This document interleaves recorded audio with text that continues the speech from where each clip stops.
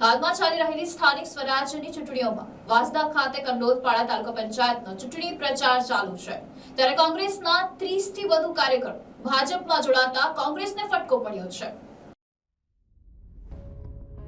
રાજ્યમાં આગામી 16મી ફેબ્રુઆરીના રોજ સ્થાનિક સ્વરાજ્યની ચૂંટણીઓ માટે મતદાન થવાનું છે।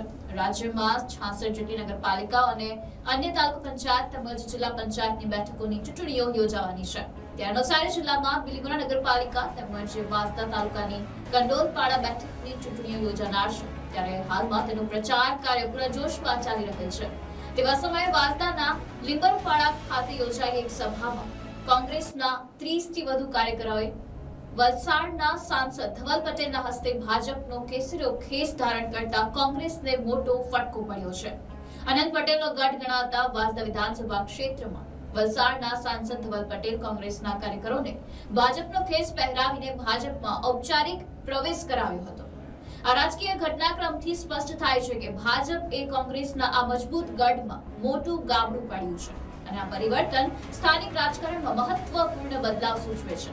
ત્યારે આગામી ચૂંટણીઓમાં પણ તેની અસર જોવા મળશે તેવું જાણકારો કહી રહ્યા છે। સ્થાનિક સ્વરાજ્ય ચૂંટણીમાં નવસારી જિલ્લાના કંડોલપાડા તાલુકા પંચાયતની સીટ પર ભારતીય જનતા પાર્ટીની અંદર આજે કોંગ્રેસના 30 જેટલા આગેવાન કાર્યકર્તાઓ ભારતીય જનતા પાર્ટીમાં ભાજપનો ખેસ પહેરીને જોડાઈ ગયા છે।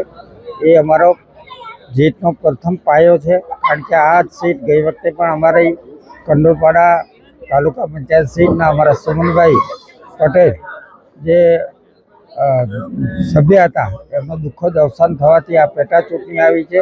એ પેટા ચૂંટણી લઈને આજે કંડોલપાડા તાલુકા પંચાયત સીટ પર 30 જેટલા કોંગ્રેસી કાર્યકરો આજે ભારતીય જનતા પાર્ટીના જ્યારે ઉમેદવાર પ્રચાર કરી રહ્યા હતા તેમાં કેસરીય ખેસ પહેરીને ભારતીય જનતા પાર્ટીમાં જોડાઈ ગયા છે અને ભારતીય જનતા પાર્ટીના ઉમેદવારની તરફેણમાં ખૂબ મોટી સંખ્યામાં મતદાન કરીને જીતાડવા માટે કામે પણ લાગ્યા છે। એવી રીતે રિપોર્ટ NDC ન્યૂઝ નવસારી।